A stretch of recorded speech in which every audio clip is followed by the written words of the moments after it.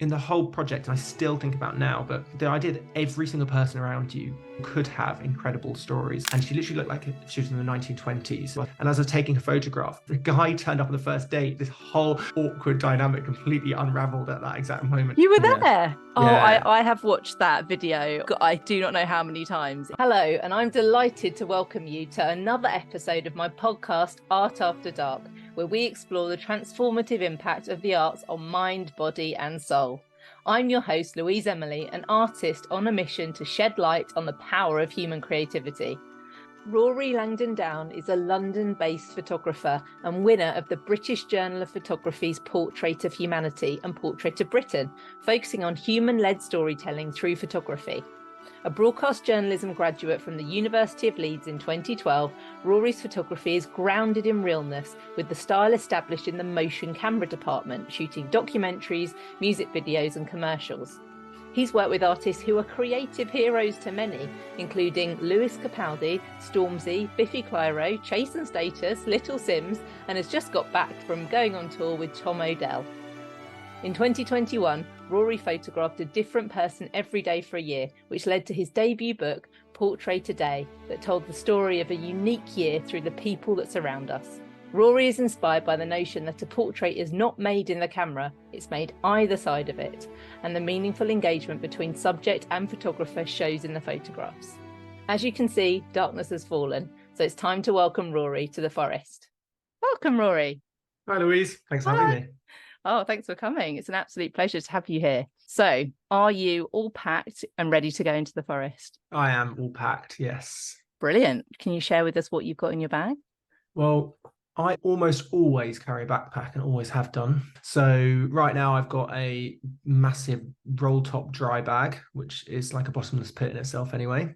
So that's what I'm taking. It is waterproof as well, which is ideal.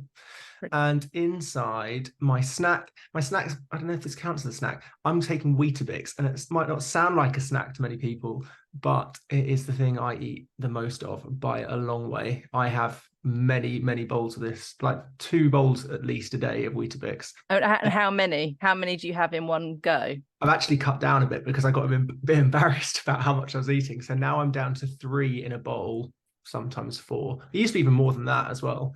That must be a big bowl. And it's also a Weetabix branded bowl, which my wife bought me a couple of years ago. And that comes with me sometimes. When I go and shoot sometimes, I'll take it with me if I'm staying away from home, because I kind of legitimize it as like it's a healthy-ish snack. Oh. So I use that as my go-to rather than anything, much worse for me. Well, I do understand that, because I have Weetabix every morning, as do my children. I mean, even when I go away, I'll try and find Weetabix abroad or their equivalent. I went to Italy and my friend said, is there anything that you need? And it was Weetabix. It's like a common rider. Maybe it's a creative rider. Do you pimp yours up? I put raisins and seeds on mine, or do you just have it pure? You're a traditionalist. Just milk and a little bit of sugar. A little bit, not too much. My wife thinks I have quite a lot, but it's not that much. Brilliant. Great. And what was your drink? My drink is going to be a Capri Sun, because I don't think there's much I drink other than water that often. However, if I'm ever hungover, I'll always go and get Capri Sun. I don't know why. It's enough sugar. I quite like the packaging. It makes me feel like I'm a child. So yeah. Have you been drinking last night then, Rory? Are you hungover coming to No, I have not. I'm not hungover at all. There's no. Let me see. Just water energy, only. Like a Kendall mint cake or something. Exactly. Yeah. Perfect. Yes. So that's what I'm taking. All right. Well, you sound absolutely ready to go. Can you light the path by sharing with us creation number 1? Creation number 1 is The Fifth, which is a short film I made with a group of school friends. I didn't go to a very creative school at all. It was quite an academic school, but a lot of my friends all ended up going into down sort of creative paths. And after university, we all thought it would be quite fun to enter a 48-hour film competition. I'd never, ever done anything like it before. And we set out over 48 hours to shoot and edit and deliver this film. The brief we were given was capture and relive. It was for Rain Dance, which is quite a big film festival in London. Yeah. A lot of people had gone for quite literal interpretations of capture and relive, whereas we, and I can't really claim much responsibility over this because I don't remember who came up with the idea, but decided to go down this route of someone who was deaf, capturing sounds, just everyday sounds, sound of pub crowds, a skate park, train going over a bridge, just things which you might encounter every day. The guy was deaf. Yeah, the guy Yeah. was dead. It culminates with the film cutting, goes silent, and someone walks in and signs to him, at which point you realise he was capturing sound and reliving it through the vibrations in the speakers. We liked what we'd done. I mean, we'd had a really good 48 hours, not really slept. And then it ended up winning that competition. And I think, I mean, what we won was, I think we all won a mobile phone. I can't remember what it was. I think I sold it so I could have some money to pay rent. And it just gave me the first taste of kind of what success you could have by making something and making stuff with friends. And I thought, oh, this is quite appealing. So yeah, that's my first creation I take with me. What were the comments from the judges? Why did they say that the film won? It's a good question. There were some which were made with much higher quality than we had by better teams and more polished people. But I think, and this is what I maintain in all my work, the most important thing was our story was better. There were people who had done a hostage situation of capture and relive, and it was a bit on the nose. It was really well done over 48 hours, filmed to a higher quality than ours was.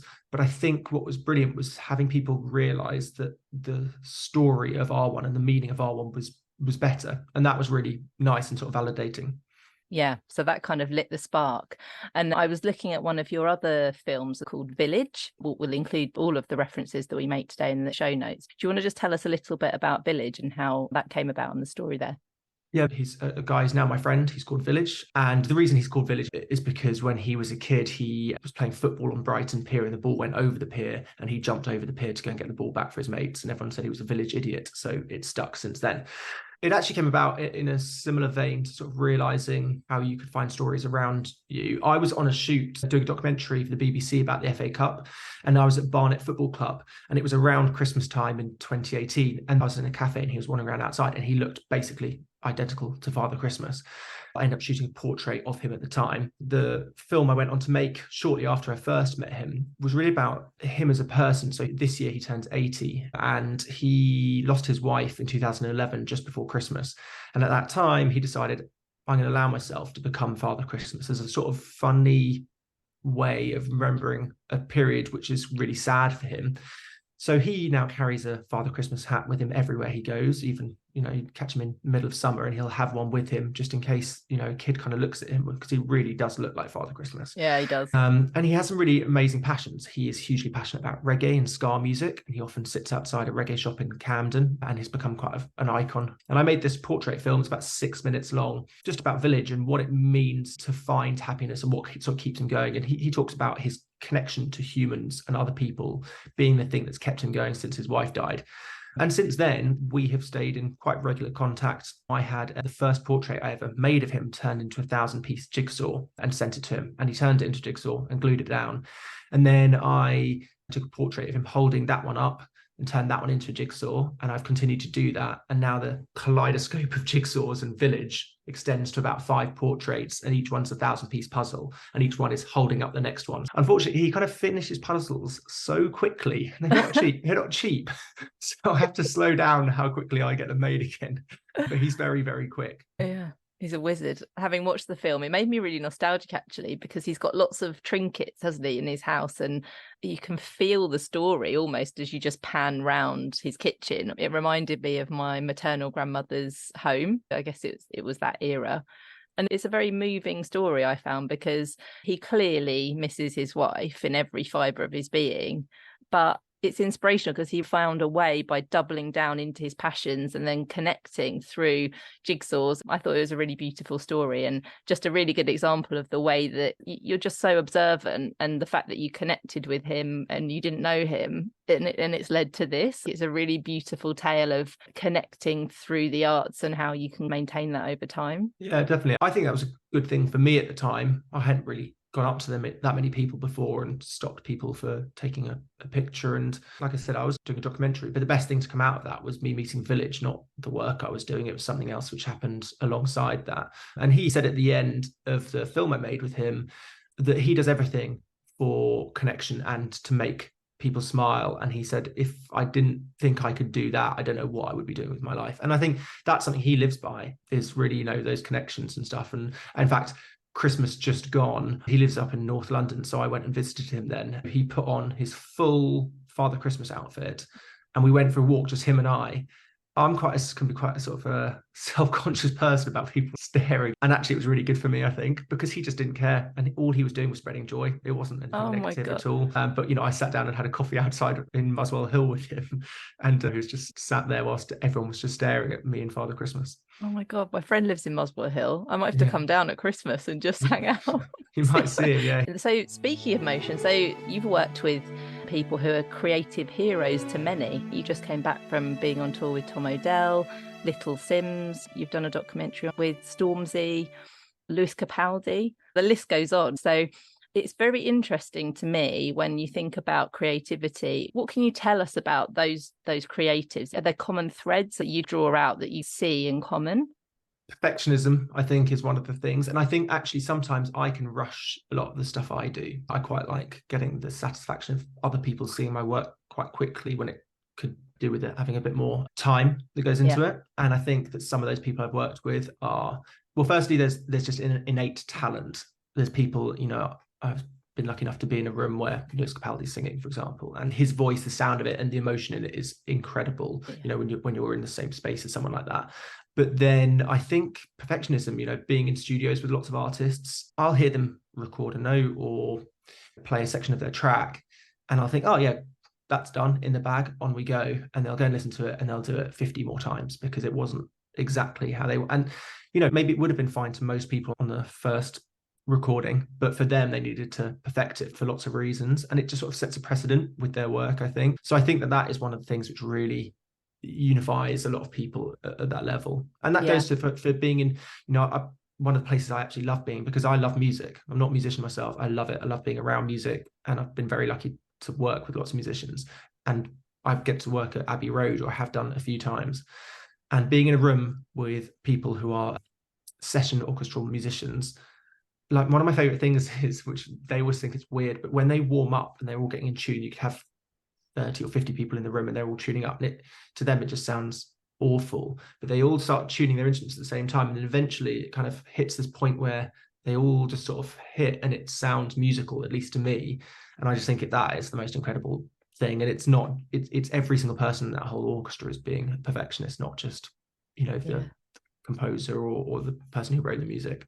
Oh, I can imagine. I love that anecdote. I mean, it's almost like, because they are practicing a lot on their own. So coming together and then suddenly being in sync, it must be quite powerful, because they suddenly drop in together and they're in harmony. Yeah, it is incredible. That's my favorite thing. And that's not when they're recording or anything. That's literally just them trying to get, the strings in tune, or all the brass and stuff in sync, and finding their key. But yeah, it's incredible. Fantastic.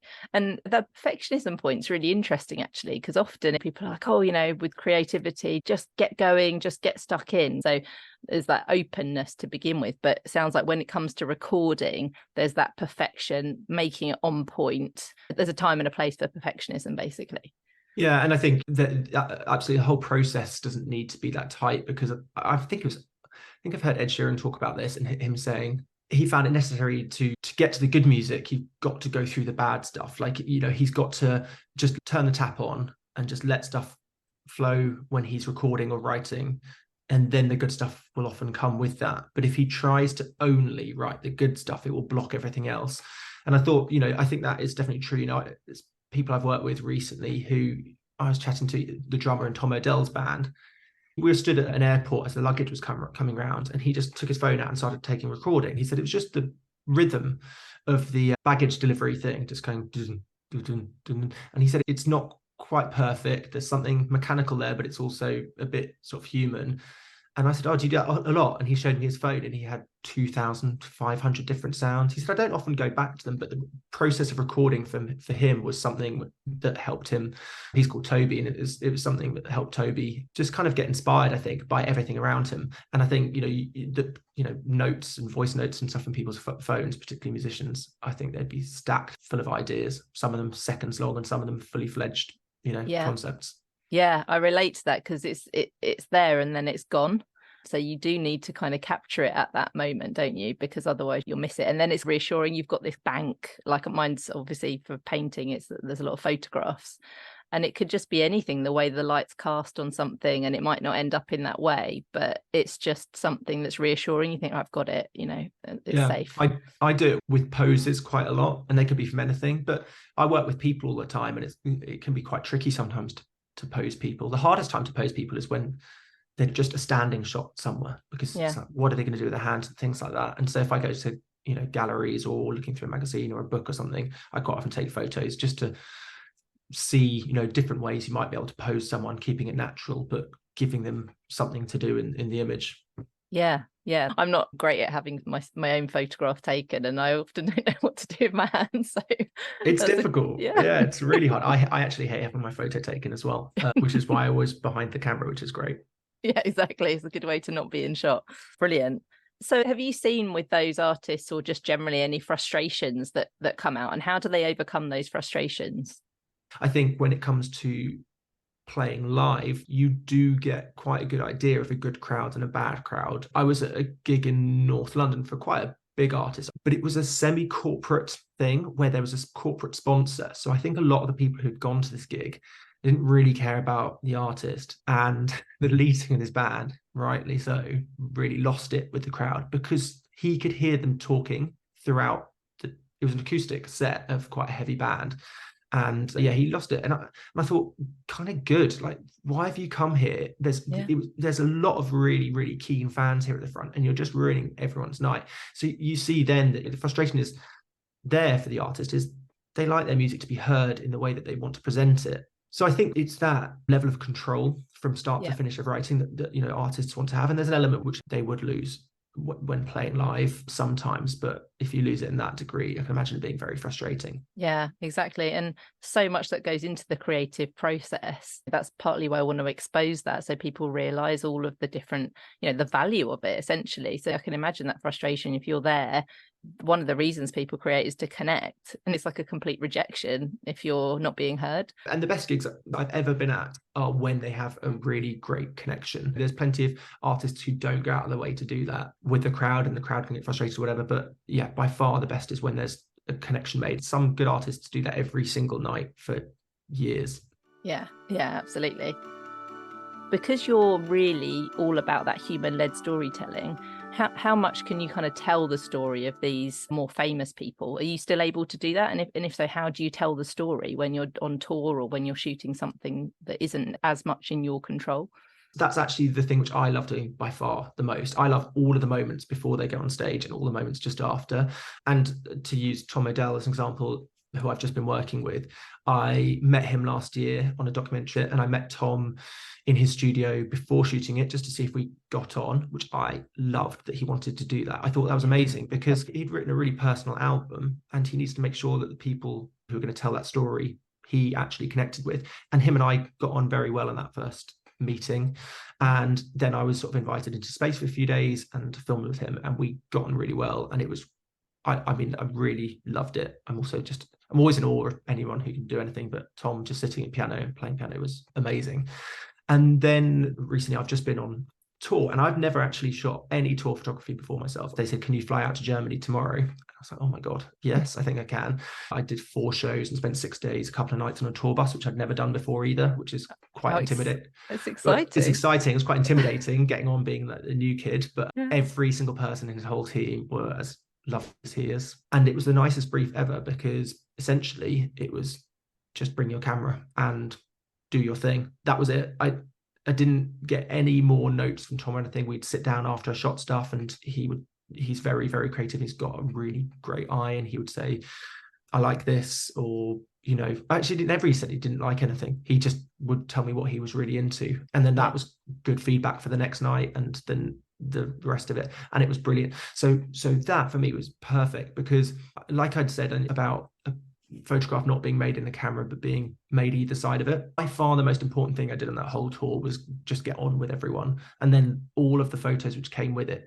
I don't think that anyone else would have been able to take. They could have better kit than me, but I don't think that they would have got the same level of intimacy, and also knowing when to step out. They still need their normal routine before they go on stage and stuff. So jump in, take photos for 5 minutes, and then remove myself from the situation. And understanding how you gauge that pace, I think, was the most important thing. And I loved it. It was brilliant. I feel like I'm not done with it at all. I could go back and shoot that for a long time and continue to get new stuff, which is great. Yeah, it's brilliant. Some of the shots I saw on your Instagram, and you did a behind the shot and then the shot with him at the piano, and that reflection in the top of the piano is beautiful. So yeah, it's really stunning. So Rory, we discovered a mutual love for certainly one of my favorite bands, Biffy Clyro. So you've worked with Biffy. I think the first time was when you were doing a documentary in 21, was it? In fact, the first time I ever worked at Abbey Road, I did a one shoot day with them. They wouldn't remember, but for me, it was amazing. I was like, oh God. Abbey Road for the first time, and with Biffy Clyro, a band I love. Wow. So it was great, and it was recording an orchestral piece or orchestral version of their song Space. Oh, wait, you were there? Yeah. Oh, yeah. I have watched that video on YouTube. I do not know how many times. It is one of the most uplifting videos. And one of my favorite things about that day was at the end of the day, after the band, everyone had gone, we played the track out, the rough mix, back into the studio, and me, the director, DOP, and the first assistant camera danced around the room listening to it. It's a beautiful song, isn't it? Really great song. Stunning lyrics. So it was 2-day shoot to make that one video, but we did it in 2-hour sections. So you'll do brass separate to strings, separate to percussion, separate to band, things like that, but because you just can't have them in the same studio. If drummers can't be in the same studio as many other people, they just make too much noise. I mean, it's so well edited in that case that you just think that they're all in there. Yeah, you have the secret of it. You have to be really careful about the angles you shoot the whole time to make it look like everyone was in the room at the same time. I mean, just watching the video, it makes your hair stand on the back of your neck. I don't know how it would have felt being there. It must have just been unbelievable. Yeah, it really was. So that was the first time I'd worked with him. And then the director of that is a friend called Jack Lowe. And he himself is a huge Biffy fan. He has Biffy Clyro tattoos. And he wanted to do this documentary about Biffy and the band writing this album, which they were recording back in Scotland, which they hadn't really done for years. Most of their albums have been recorded abroad. But again, COVID meant that they had to return home to Ayrshire and record. And it's really fun because they were recording on this farm, which is basically where they've had their rehearsal room, I think, since when they just started out. And it is as basic as anything. That's funny, is the farmer who runs it, I don't think really cares that it's Biffy Clyro that uses the space and all that stuff. And it's literally like 3 best mates, which they went to school together, in a room playing and writing music. And it's sort of no thrills at all. I did sort of 3 trips up to Scotland to shoot the documentary with them, and then I grew to be sort of a super fan of theirs. One, because I was getting to know the music so well, but 2, because they were just so nice and so welcoming. They made it really, really easy for us to shoot everything with them. We did an interview with each one of the band members, and each interview was probably 6 hours long or something. So they were long days, and they were really insightful. I mean, they talked about everything, where they, started out, how COVID had been, how hard it had been, a lack of purpose, the same as I kind of had at the time. They go out and they play music or they write music, and all of a sudden they couldn't really do those things. So it was a really meaningful project to be a part of, and made a really brilliant. I mean, I'm biased because I loved my whole experience of it, but I thought the documentary was really good. I made me laugh a lot. Yeah, exactly. Basically, they'd announced that they were releasing another album, but because of lockdown, they recorded this because of all the frustrations. It's just such a classic example of how the band, and particularly Simon, he kind of processes his emotions, and he needed to just sort of get it out. It certainly comes through in the documentary, which is just fantastic. And it's just classic Biffy. The lyrics are extremely deep and insightful, and I think they really speak to the human condition.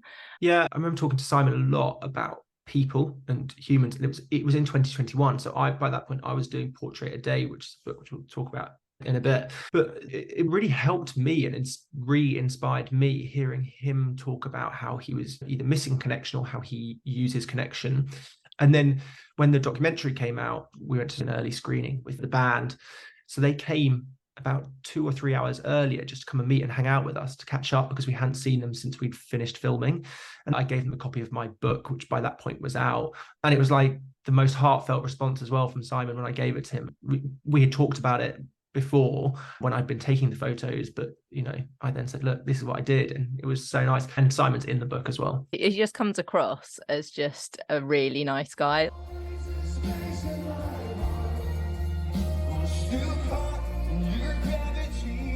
I then went to the concerts to Amsterdam to see that tour, and then I saw it in the O2. And you feel so connected because the fans are proper all in Biffy fans. And it's the storytelling that Simon manages to do in his songs, I think, that really bring people in. And the Biffy concert, you're going to have a great night. Whatever happens, you're going to feel uplifted. You're going to feel inspired every time. Yeah, I would love to go and do what I've been doing for Tom Odell with Biffy and go and shoot some photos with them around their tour, those moments before and after. I think I've seen a print or something of the three boys before they get on stage, and they've all got their arms around each other and it's really intimate and close. And I think they do that before they get on stage each time. And I always think of that being in that moment, that's like the most personal thing. And if you are lucky enough to have access to being there with a camera, because there's a difference between if you're stood far away with a long lens camera and you're just covering an event, as opposed to sort of being right in the periphery, maybe even being part of that would be incredible. And I'd love to go and shoot them. That emotion must be incredible, that feeling before, well, and afterwards as well, especially because they've got that connection with you. So a bit like the Tom Odell example, you've already got that connection. The photos are going to be exceptional, I'm sure. I really hope that happens. I hope that happens too. It'd be great. Right. So I think it's time to go on to Creation 2.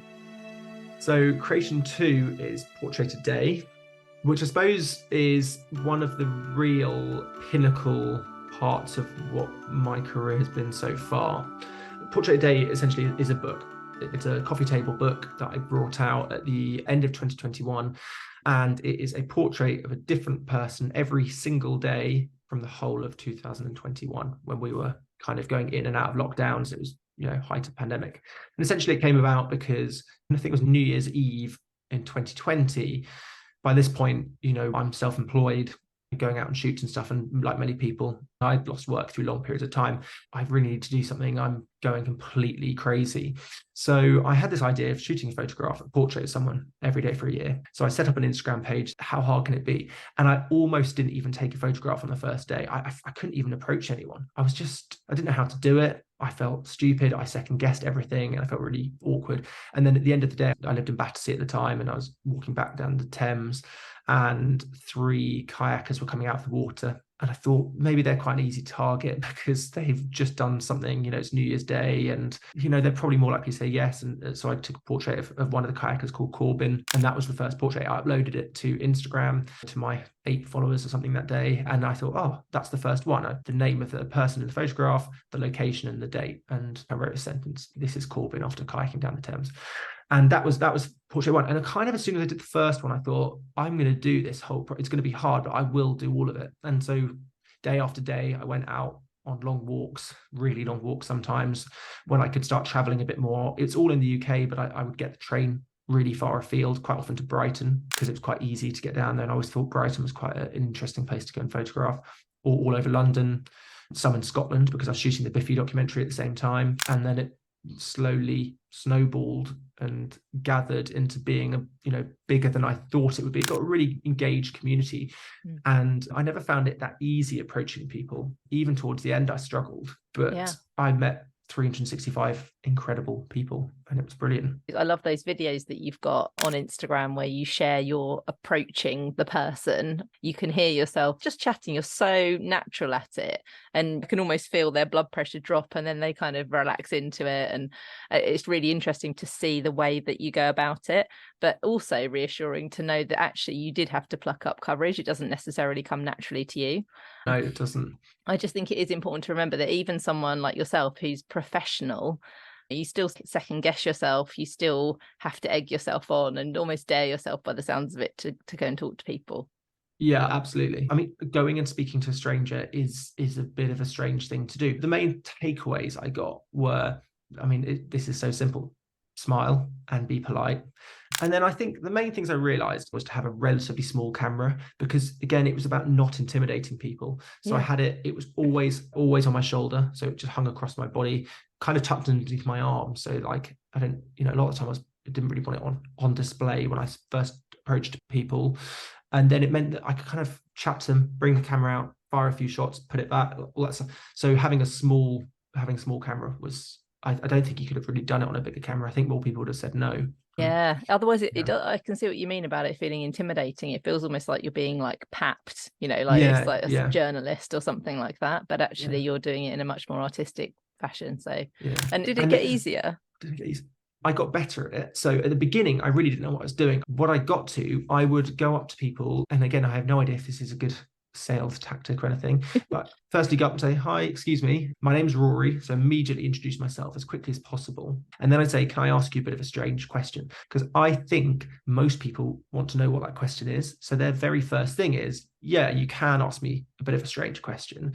And already you're a few sentences down the line away from some sort of abrupt interaction. So you say, okay, so I'm a photographer and I'm shooting a project called Portrait a Day. I'm shooting a portrait of a different person every single day. And I was wondering if I'd be able to take a portrait of you. If it was someone who was clearly doing something, so I took a photo of people roller skating outside the Tate, that comes to mind, or they're wearing something which is bold. The cover of the book, Abdul, he's got a red wide brimmed hat on. Something like that might be more used to being photographed and probably completely understand why someone wanted to take the photograph, even if it's not happened to them before. But if you go up to someone sat on a park bench, he's reading a book, and there's nothing particularly unique on the outside about how they're dressed or what they're doing, they often will say why. And I think you should always be able to justify that. And the justification sometimes can be just saying, I don't know, it looks like a peaceful moment or something, or I'm interested in what book are you reading. So I think towards the end of the project, my success rate went up. Like I would generally back myself to be able to go up to most people and have them say, yes, my approach is about engagement and having a connection. And that's what should exist in the photograph. So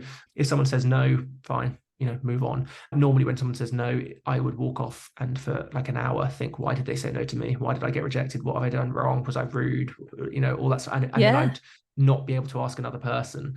Yeah. But most of the time people say yes, and then you'd have a good conversation. So I spoke to some people who I'd never met before for an hour, at least an hour. We'd end up chatting. Music became something which often people talk about. For starters, someone's got earphones in, or what were you listening to? Was a really good question. People might say, the song they're listening to, or they listen to a podcast or the radio, or actually they just put their earphones in because they don't want to be bothered. And then I go and bother them, What strikes me there in what you've said is that you're using curiosity as quite a big tool. So you're making them curious about why you're doing it, but then you're actually inquisitive yourself. You're asking them about themselves and striking up a conversation, which is actually quite a hard thing to do, completely cold in the middle of a street. As someone who tells a story through a photograph, is it important to you to understand a certain level of what's going on in their life? How deep would you go? I never really pushed for that at all, but it didn't really bother me because some people will tell you stuff because there'll be people who are quite comfortable sharing stuff. Other people who will talk about sport or music in a much more sort of surface level way.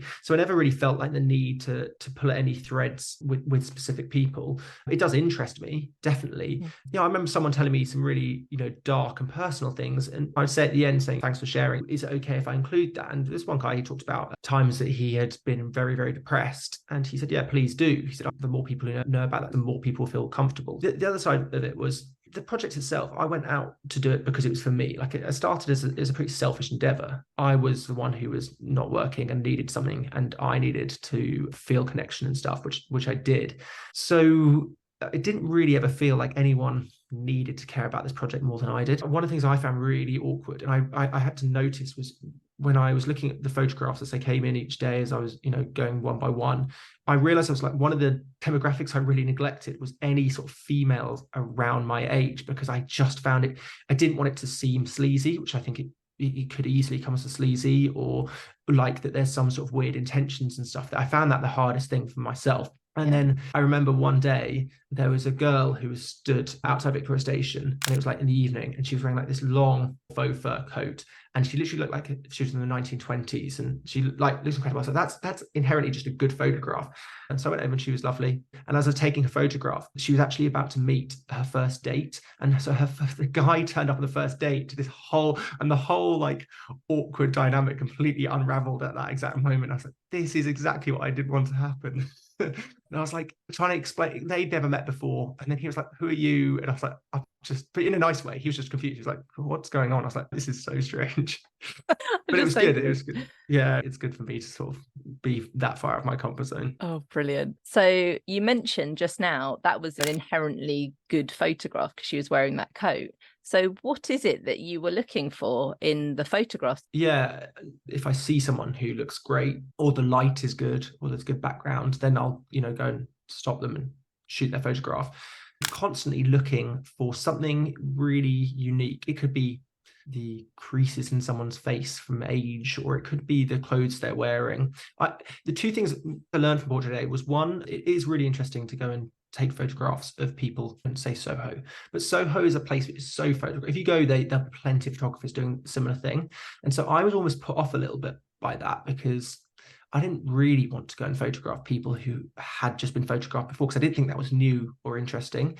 I thought that what was really interesting was taking photographs of the people who never had their photograph taken before. And the best example of that, and this is someone in the book called Hassan, and I took his photograph quite near my house. I'd moved to Croydon, so it was just a park in Croydon. And I went up to this guy who sat on a bench, and he was smoking a cigarette, and he was on his laptop. Could I take your portrait, please? And he just looked at me and he said, "Why me?" And I said, "That is a totally fair enough question. Do you mind if I ask what you're up to on your laptop?" And he's like, "I'm actually updating my blog." And all of this, I was like, this is great, because one of my heroes is Louis Theroux, and his ability just to listen to everything someone says, and also what they don't say, and react to it. So, what's your blog on? And Hassan said, on Libya. So is that because you hail from Libya? He said, yeah, I do, but I'm actually exiled from Libya. And I was like, exile. I don't think everyone gets exiled. And we ended up having this really long conversation about his life. And he was someone who had spoken out against Gaddafi, and he had been exiled in the Arab Spring. First, he was arrested because he was an academic who had spoken out against the regime. He was put in prison, and they said, well, we'll release you if you go and inform on the other academics doing the same thing against the regime. And he managed to escape and get to London. He just got on a flight. He had a few £100s to his name, and he got in a taxi, and it was the 4th of July. And so he asked for a taxi to take him to Trafalgar Square, because it was the only place he knew in the whole of England. He'd never been before. And all he saw on the way was American flags. So he asked the taxi driver, what country am I in? And he said, don't worry, mate, you're in England. It's just American Independence Day today. And Hassan said, oh, it's my Independence Day today as well. So I had this whole conversation, and wow, it was amazing. And at the end of it, I said, I don't normally ask people for their last names, but I would love to read more about you. And he said, it's El Amin. It means the honest. And I was like, wow, this is unbelievable. I think that was like something in the whole project, and I still think about now, but the idea that every single person around you could have incredible stories. Some people have just got very personal stories. Some have much bigger, stories like Hassan's. But that was something I had to keep going back to when I found it really difficult towards the end of the project. I was 200 photographs in 200 days, and I still had 165 to go. And I was like, this is really difficult.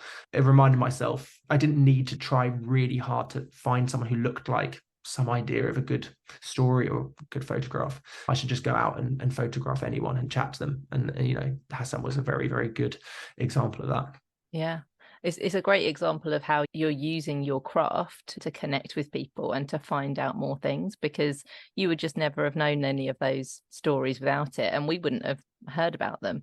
Having that connection each day. I mean, do you miss it? I really got something great out of it, but I don't miss going out every single day and doing it. On the last day of the project, it was New Year's Eve, and I knew that the project was finishing that day, and I found it really difficult. I didn't actually want to take that last photo, because I thought, this project's done so much for me. I thought, I don't know who that last photo should be in the book. Do I have to make some point or anything like that? Unlike other days, I thought it'd be really nice to get a newborn baby, and went past St Thomas's hospital. There's a sign which says maternity ward, and I thought, I'll wait here. And I saw a couple walk out looking totally bewildered with a little car seat, and I was like, So that was the last portrait. And it was kind of, I didn't then need to say much. It was like the end of the year, the end of the project, and there was a baby who'd been born that day. So that was the end of the book. I didn't really know on the whole what the project would end up doing for me career-wise and stuff, because it's been massively influential. It definitely took all the things which you talked about. It taught me to do, and now I can apply those. To be honest, before Portrait Day, I wasn't even shooting many stills, certainly not professionally. Now I would say that my work is probably 50-50 motion and stills. It sounded like the first and the last photograph were almost like two of the hardest. I find it hardest to start sometimes, and then also hardest to know when to stop, or although you knew when to stop, it's just how do you kind of make a real polished point and finish at the end? Yeah, it's hard. For me, having the finite boundaries of a year helped. It was like, well, start tomorrow is January the 1st. And if you don't, this isn't going to get off the ground. January the 1st of 2022 the first day when I didn't do it for a whole year was strange. I was like, oh my God, what do I do? It took a while that year before I took another photograph of a person. Yeah, I bet. So do you want to tell us what it actually led to? Because it led to some quite significant things. So firstly, it led to, I made this book, Portrait a Day, which I funded that myself, and it cost me a fortune. It's a hardback book, 365 copies, so one for every day of the year. And so each one is numbered and signed. And that has every single portrait and every single story throughout. It's also got a foreword called The Company of Strangers, written by Martin Salter, who's a photographer I really like. So that was the first thing. It made this book, which again, on like a personal level, that was amazing because it was a solid proof that I did something with 2021. Actually, something came out of it. And I remember my stepdad said to me, if you print this book and you don't sell a single copy, it's still been worth it. And I was like, yeah, it has. Luckily, it did sell. The Guardian picked that up and they did a really nice story about the book, which was fantastic. That was a highlight to wake up and see that they'd done this piece on Portrait a Day. Fantastic. Yeah, it's a nice surprise. And then I had two of the portraits in there, one of Leroy, that was shortlisted for Portrait of Humanity from the British Journal of Photography. And then another image from the book, Queen of Soho, won Portrait of Humanity that year. And those two things, getting that like massively validated it because I knew that I'd done good work. I know that of 365 images, they're not all fantastic, but they don't need to be because that's not what the whole project's about. But to have 2 out of 365 make it into the shortlist and one of them to be a winner was, yeah, incredible. That's fantastic. And for people who don't know, the Portrait of Humanity is images that define contemporary life in Britain. Is that right? Yeah, well, actually, so there's Portrait of Humanity and there's Portrait of Britain. So they're both run by British Journal of Photography. Portrait of Humanity, I believe, can span the world where the photos come from, and Portrait of Britain is British. So they're very similar in their output in terms of the style and the look and the meaning of them. And the way that Queen of Soho came about, it was very quick, wasn't it? You didn't actually get a chance to talk to. Yeah, that was one of the quickest interactions I had and one of the funniest, but also kind of just spikiest. And it kind of was good about keeping you on your toes. So I was, in Soho, and this drag queen was walking up through Soho. The light was amazing. And I thought, oh, this would be, a good photograph. And I probably naively thought maybe an easy person to say yes because of how they're dressed. And the person responded, oh, go on then. I was like, oh, okay, I'm Rory. So nice to meet you. What's your name? They went, oh, we're not doing that. And I was like, oh, okay. So they were like, you can take my photo, but with this air of kind of like, I don't know, like not even ambivalence, like dismissiveness. So I was like, okay, cool. So I was like, oh, do you mind stepping here into the light? And they were like, no, obviously you don't want me to be in the light. You must know that as a photographer. I was like, okay. So yeah, sure, I'll just take it here. So I think I just took 2 photographs and I was like, okay, thanks. And I was like, I'm more than happy to send to you, blah, blah, blah. No, don't worry. And off they went. And off I went. And I was like, that was a whole whirlwind experience. So that's the only person in the whole book whose name I didn't know. But then subsequently, the man, who I don't know what his drag character is called, but the man reached out to me on Facebook after seeing the image and was like, this is so wonderful. Thank you so much. It was lovely to meet you. And, blah, blah. And I was like, oh, give me your address and I'll send you a copy of the photograph. So I did. So we managed to connect afterwards, which was fantastic. Oh, good. I was going to ask you about whether they'd connected with you. Yeah. So it was brilliant. Yeah. So that's kind of how that one came about. And it was just really like fun. And it was also funny because it was like there's like elements of that photo which I had no control over, right? Like the expression and stuff. So I always felt like, yeah, I took the photograph, but who made that photograph? Probably them, not me. But yeah, well, it was the collaboration, really. Yeah, definitely. So how do you tell a story in a still image? Because there's one thing to tell it in motion, but how do you approach telling a story in a still image? I think firstly, it is just about conversation. If you want that image to look like an image you took, then I think you've got to be present with the photograph, speak to the person, particularly actually if they are famous or well known. They get their photo taken all the time, and they'll probably have their photo taken a lot by photographers who stand in, take a photo as they pose, do a normal thing. I think the thing I can make slightly different, and it might be almost imperceivable to people, but is just to try and connect in some way. You could start with, how's your day been? Or if you know something about them, it's okay to say like, oh, so am I right in thinking that you're half Dutch? My wife's half Dutch. Like I'm just making that up, but like there's find some sort of connection, I think is really important. I think finding a good pose where someone's, natural. And then the rest for me is like with the eyes. And I often get people to look around. One of the directions I'll constantly say is, okay, can we look down the lens? Okay, no, maybe look at my elbow. I'll point something on the wall. And as I do that, I'm just seeing how they move. And I'll also shoot between those moments as people adjust, because I like the moments in between. And then they might do something that all of a sudden I'm like, oh, that's it. If it's someone I've never met before and I've literally just bumped into them, it could be difficult because how I present them is just like more reflective on me. Like, I don't know that if I ask someone, oh, could you sit cross-legged like that or something, because I think it looks really great, well, that they might not have sat cross-legged since they're primary school or something. So I might go, oh, that's a really good representation of that person. And that person's like, well, I've never done that, so it's bizarre. So as best I can, if it's someone, again, if it's someone famous or someone I've been in a room with for the day before I take their photograph in the afternoon or something, just watch, the mannerisms, what I like. Often I'll see someone say, like, in cross-legged things, an example of a photograph I took of a guy, this dance school called Born to Perform, and he has Down syndrome and he sits cross-legged quite a lot. And so I was like, well, he sat down to take his portrait in a chair and didn't sit with his legs crossed. And I was like, oh, but am I right in thinking you sit with your legs crossed quite a lot? And he said yes. And his mum was like, yeah, he always does. I was like, well, I feel like then we must shoot you with your legs crossed. That was a really small thing, but it made him more comfortable. It made me feel like that photograph was more genuine.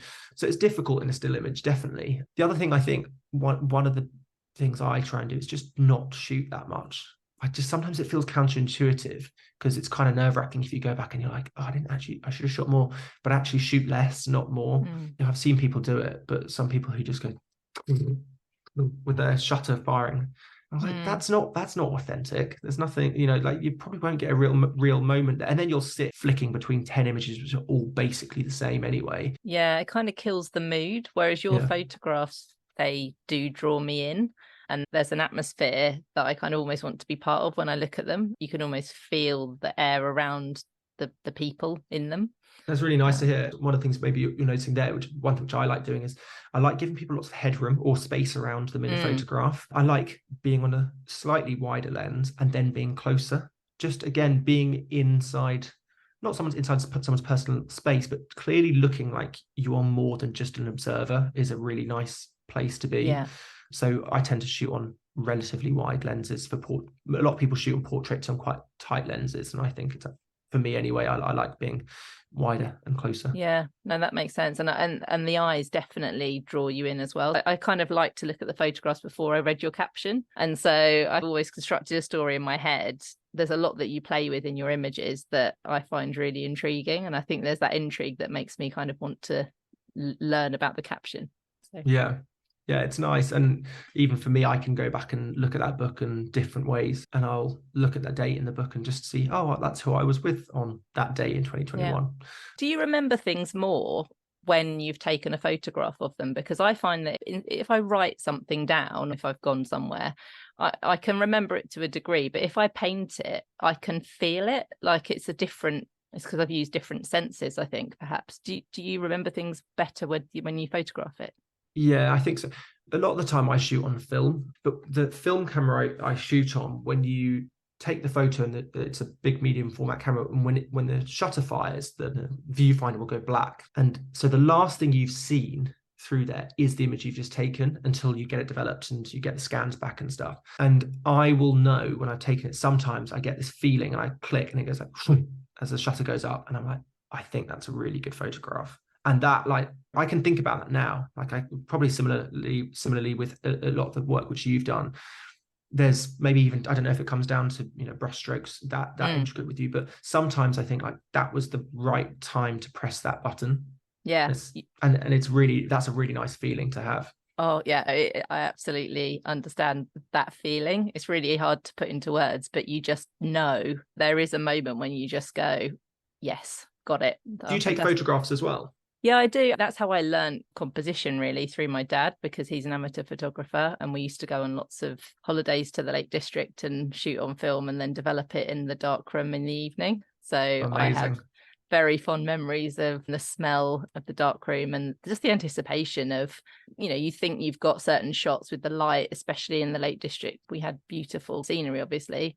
Then seeing that develop, and you're just kind of going, yes, we definitely got it. It was actually really thrilling. Yeah, it's so nice. I mean, I can't paint, I can't draw at all. That's not even trying to be bashful. I'm like, I literally cannot do it. It frightens me how bad I am. But if I have a camera, that's something I can find an image in. Yeah. I went to the David Hockney exhibition recently at the Lightroom, which is like an interactive thing. I don't know if you've been, but he talks a lot about, well, he used the camera for lots of stuff which he did, but he literally talks about, he's like, it's not photography, that I was painting using a camera. And it's really, I bought the book afterwards, so I thought it's really interesting perspective. Yeah, I'll have to get that one. That sounds really good. So why do you think it's important that you tell people's stories and we tell stories to each other as humans? One of the things I think that's very important is we live in such a bipartisan world that everything seems to be split down the middle. What we vote on, who we choose as leaders, and everything else. Everything just needs to be like one way or the other. In my book, the 365 people, I guarantee there's people in there that politically I wouldn't agree with. I mean, there's people in my family I don't politically agree with. So there's definitely people in the book who like would hold, massively differing views. But what I did find was I was able to hold a conversation with people around music, or hold conversations with them about sport or their family, or how difficult life was at that particular moment, or how good life was at that moment. And I think that it's really, really important to remember that, because I don't think it's unhealthy to box people all the time into these sort of black and white images of thinking one way or another. It's not to say like you should disagree with people if their views are abhorrent, but actually what I realized was how important discussion was with people I wouldn't maybe normally speak to, people who aren't in my normal sphere. And I think that is something which I came out of realizing was really important. And I think that's hopefully people can enjoy that whole book, and they get to the end of it and then maybe they've experienced a glimpse into other people's stories and lives that they simply would not have come into the orbit of, and vice versa. And so that is why I think it's important. You should be able to find some sort of commonality with anyone. I love that. I think it's really important to connect and remember the humanity at the heart. And people sometimes almost, like you say, box themselves into corners over time. And storytelling can help people to come back out and reconnect. So I think we're on to the final creation. So are you able to share creation 3, please? So creation 3 is a portrait of Ellie B. Thomas, who is an athlete that I took a photograph of in 2022. And she has Down syndrome, and she was part of a dance school called Born to Perform, which are based in Northampton. And that was the first time I met her. I was doing a project for World Down Syndrome Day, and a friend of mine runs that dance school. We come up with this idea to shoot some portraits. And in fact, the first conversation I had with my friend Clemmy, she asked me if I'd like to take some photographs. And I said, actually, I really would like to. I'd like to do something around Down syndrome. There's a family connection, which we'll come on to. But I thought, something I'd really like to do. So I went up, spent a day photographing 8 people with Down syndrome who go to Born to Perform. It was just one of the best days I've ever had working. I loved it. It was really fun. I was out of my comfort zone again, because Ellie, she's a rhythmic gymnast, and she made me practice with her ribbons and stuff, which I was absolutely useless at, but it was really fun. So I took a portrait of Ellie and 7 others. And as the shutter kind of went up and the image went black, I literally almost thought along the lines of like, that's National Portrait Gallery.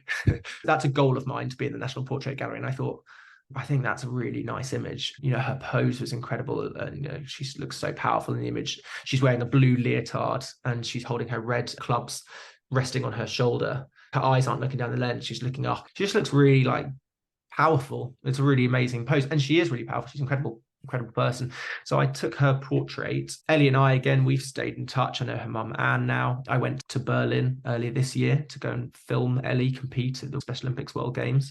She won 2 gold medals. So yeah, it was fantastic. But that portrait, firstly, it was shortlisted for the Taylor Wessing Prize at the National Portrait Gallery. And Clemmy, who was one of the 3 people who run the school Born to Perform, when we had first spoken, I said, I want to do it, and I want to do it at a level that would be recognised by the NPG. I think it's always good to have big goals. It might hurt you a little bit if you don't achieve them, but it's good to aim really, really high with the quality you want to achieve. That's something for me. Ellie doesn't care. at all. She liked the photograph, but she also likes tons of photographs, and she liked the experience more than anything. And us becoming friends was, more meaningful to both of us.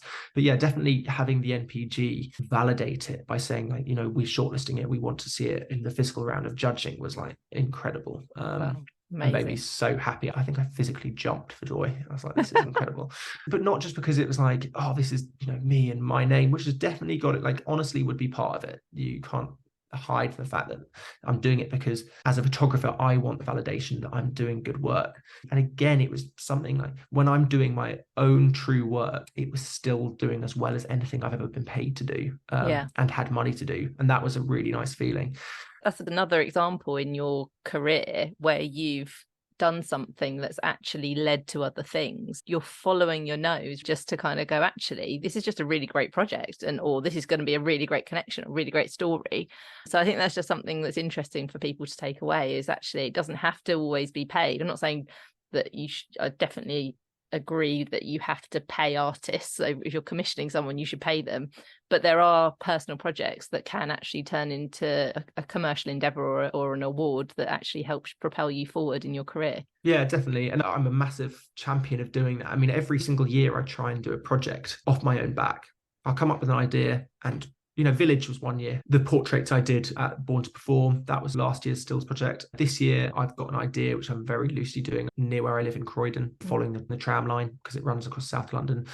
So I always have ideas, because those things keep me engaged in the process of what I like to shoot, where there's no external influence. Yes. So it also comes with, there's no external money, but I think you need to do it because it reminds me of what I like to shoot. And those things are really important. I have lots of meetings with agencies and stuff, and they're always, always, always interested in what I do when there's no money. Andre Wagner, who's a photographer I really like, I saw a YouTube video with him recently, and he talks about the fact that, like, it's all well and good if you go out and take photographs of celebrities, and, like, did that photo do well because it was a famous person? Like, probably yes, it might have been a good photograph, but can you still go and do that? Can you still go and do the work when you don't have everything at your disposal, from like good lunch that day to amazing lighting, 4 assistants, all that stuff? Can you still go and do good work? So I think doing the work, not only was it meaningful for me to do stuff with Ellie, but to go and do that work to remind myself that's what I want to do. Every time I've done it, it has always led to people seeing me how I want to be seen as a photographer, and then getting work as a result of that. Yeah. Without a doubt. Because there's a rawness to what you describe, really, because that is your inner voice. That's your creative voice that you're letting out. And so you're then attracting, as you were saying just then, I think you're then attracting people to you who you're then going to be able to make more of the work that is actually within the scope of your voice, which must be much more satisfying. Yeah, definitely. And then, go back to Ellie's portrait, as well as it getting shortlisted by the NPG, it was a winner of Portrait of Britain. The nicest thing about that was it was then on lots and lots of screens all over the UK at train stations. And Ellie saw it and she was thrilled. And that made it totally worthwhile, It's fantastic. It's an absolutely great shot. And obviously it does have a special meaning to you because of your family background. Can you share your connection? The clues in the title here a little bit. Yeah, so my family connection is that my surname is Langdon-Down, and my great-great-grandfather was called Dr. John Langdon-Down, and he and his wife set up a hospital in Normansfield, which is in West London, for treating people with what later became known as Down syndrome. So at the time, this is in like 1850s, he was one of the first people to realize that people who'd been marginalized actually may have something in common medically. No one else had really explored that. So he started studying as best he could in the Victorian era and understanding Down syndrome, because what Down syndrome is an abnormality in the 21st chromosome. Well, that wasn't found out till much later. That's what his theory was, but there was no way of knowing back then. But what he did do, which is amazing, was he documented people with Down syndrome. So they lived at the hospital where he and his wife lived. The hospital was founded and based around the idea that every person who worked there, from doctors and nurses to porters to catering staff and all the residents, would partake in creative outlets. So there's an incredible theatre there, which still exists today, called Langdon-Down Theatre. which is absolutely amazing. And every person who lived there, resident and staff, would partake in plays and productions because they knew how important creativity was with people and how well people with Down syndrome responded to it, which is amazing because we're 170 years later than that now. What Born to Perform are doing is the same thing. Yes. They are providing a space for creative outlet, which to be honest, everyone needs, but it's fantastic, whether it's dance or music or painting or anything. And there aren't as many outlets as there should be. So what the centre was doing, Langdon-Down Centre, was so ahead of its time. Yeah. It was really remarkable. And one of the other really cool things is, so my great-great-grandfather, one of the things he used was photography. He's got one of the largest archives, if not the largest archive, of medical photography from the Victorian era. And I think it was something which I'd always wanted to be involved in. I ran the London Marathon like a few years ago and ran it for the Down Syndrome Association, DSA, who I'm now involved in. I do some judging on their photography competition for people with Down syndrome, which is amazing. So I always wanted to do something in that field, but using what I could do, just taking photographs, but always felt like it could be a bit gratuitous. And then when that project came along with my friend Clemmy, it just felt like completely the right time. And since then, I've done a lot more. It's like the most rewarding stuff I do. It's one thing it does do is raise more awareness and provide a bit more perspective on people with Down syndrome. Yeah, absolutely. And what do you see at Born to Perform, that amazing school? What do you see or hear about the benefits of creativity for the members? It is a place for them to socialize amongst other people who are in many ways like them in terms of being creative, loving music. A lot of it might be based around theatre. I know there's some massive theatre fans within that group, so they do lots of great theatre trips. There are loads of direct impact in terms of mobility, which is really helpful, and coordination. Sometimes it's about refreshing or developing neural pathways between how you might want to move your hand or your feet. Well, dance will be a really good way to do that in a really fun environment. It's just an enjoyable space. I've been up there a couple of times. The first time I went up there was a boy and he was really interested in filming and photography. So I said, brilliant. Well, do you want to assist me? And he was like getting ladders out. I didn't really need them, but he was like, right, I'm going to go and adjust all these lights. It was a way of him engaging in something which probably doesn't come into his world all that often, you know, a small photo shoot. And he was brilliant. Born to Perform themselves have done so many amazing things. One of them being that they went on to Britain's Got Talent and they got a golden buzzer and made it through to the semi-finals, if not the finals. And again, the most important thing there was representation, showing people what people with learning disabilities can do. And then the thing which I'm doing with the Down Syndrome Association at the moment, which is co-judging their My Perspective photography competition, is brilliant. It's all photographs taken by people with Downs, and it's fantastic. Love it. It's called My Perspective. It's a new perspective. I mean, I think a lot of photographers could learn a lot from seeing a new perspective like that. Yeah, absolutely. It sounds like you were a creative hero of theirs for the day. So flipping that on its head, who would you say are your creative heroes? One person to name check is a guy called Adam Brown. I met him on a course at Pinewood Studios, and he put me forward for my first job as a camera assistant, and it was a 4-day shoot in Germany. I think we just got on well. Again, it was certainly was not because he thought I was any good with the camera, because he couldn't have done. I don't think I was that good then. He's someone I've always looked up to, not just because of the creative stuff he's done, but just because of how he works, his dedication, his family. And then, you know, a couple of years ago, he won a BAFTA for a documentary which he dedicated 5 years to, called Into the Storm. And it's a brilliant film. Tells the story of a surfer from Peru. It's more about humanity than it is about surfing. It's fantastic. So Emma Hardy, I went to a talk with her about a book she brought out last year called Permissions. And it is just like the most stunning photo book ever. And it's basically photographs of her with her family from when she's got children, but when they were from babies up until teenagers, essentially when they started withdrawing their permission for their mother to take their photo all the time. And again, like what you could achieve, what you could do with who is immediately around you. You know, I've got a wife and we have a baby on the way, and it was like exciting to see what maybe I could photograph in terms of my child's life when it grows up, or as it grows up, until they start saying stop pointing a camera at me as well. Yeah, congratulations. Thank you very much. Yeah, baby due in a month's time, which is very exciting. One of the first photo books my wife gave me was a William Eggleston book, and he photographs a lot of Americana, really shooting like in the 50s and 60s, and well, since then, but seeing these amazing cars and drive-in cinemas and diners and hairdos and fashion, and like I was just obsessed with it. I think it's amazing, and it's like you can replicate that to an extent. I think part of the thing that taught me was you could take a photo and then it might not be a good photo, but just hang on to it for 20 years and then you'll look back at it, and those cars in the background of that photograph, all of a sudden, they're probably not going to look as good as old American classic cars, but they'll date the photo, and I think that's a nice thing. And I can see how his color palette tonally shows up in a lot of your photographs. I can see that influence. Actually, very flattering. Yeah, I think he shoots. When I think of his photographs, I think of sunrise and sunset a lot. There's a lot of warmth in his photographs, which I love.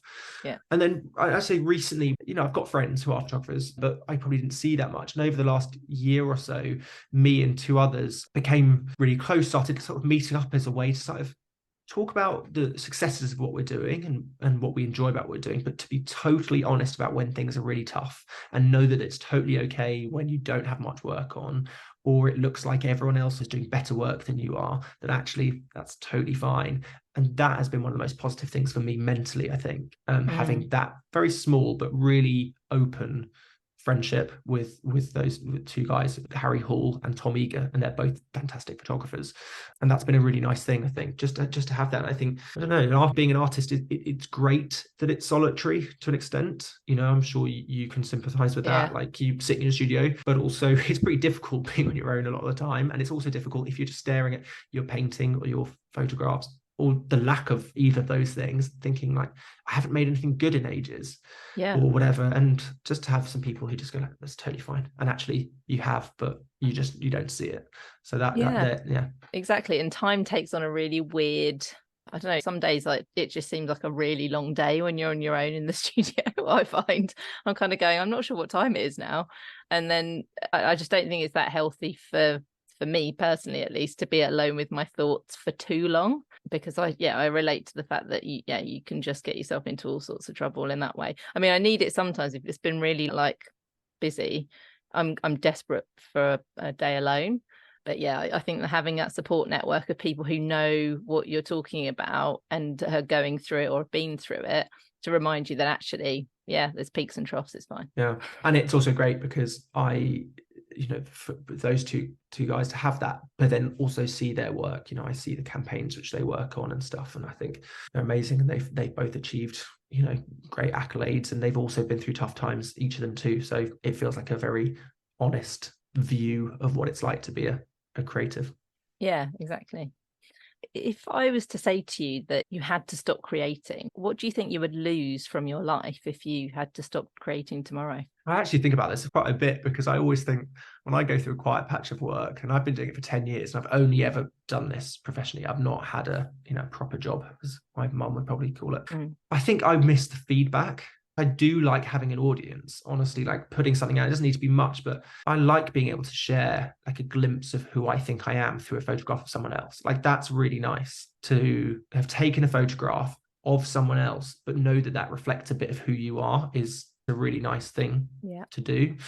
I know that what this has taught me is the thing I wouldn't want to lose is working in some job where I've got human connection, whether it's teaching or care, or doing something like Born to Perform or something like those things. And I've done my job opens my eyes to a lot of careers, from corporate jobs to sport, music, all those things. Like, I know now it's quite a good way of having a glimpse into a different job. And the thing I would like to do definitely is just to be around people. It indicates to me there's a level of vulnerability and all of those things that you have to overcome in order to be able to do your job, because it does take a lot to share your work, but you kind of have to. I understand that impulse to share it, because in my mind, it's almost not completely finished unless I've shared it, because you're basically showing them your insides. That's how I feel. Yeah. No, definitely. And I think knowing it's possible that I could go out on any day and take a photograph that could end up in Portrait Britain or something, that is something which is constantly exciting. Yeah, exactly. Right, well, I'm happy to say, Rory, that we are at the end of the forest. You've lit the way beautifully, so thank you for sharing all of your stories. So congratulations, you are now officially an Art After Dark Illuminati. So thank you very much. Clapping myself. Yeah, that was a lovely wander through the forest. Oh, thank you. So you have two main duties as an Illuminati. One is, could you share with us just some kind of way that people can easily get into your craft, whether it's motion or photography? And then secondly, if you could share someone who would be willing to come and talk to me in the forest. So I would say, I don't know whether it's easy or not, because I know it's not easy, but the idea that it is within your realm of going out and taking a photograph of someone, and you can do that. That's the thing which I like doing. So I would say, and I've always been a strong believer of this, it is not about the equipment. So if your phone in your pocket takes a photo, then it is a camera, and that is totally fine. And the hard part would be taking a photo of a stranger. So take a photo of someone you know. See if you can take a photograph of someone you know in maybe the environment that makes them happy or means something to both of you, or how you see them.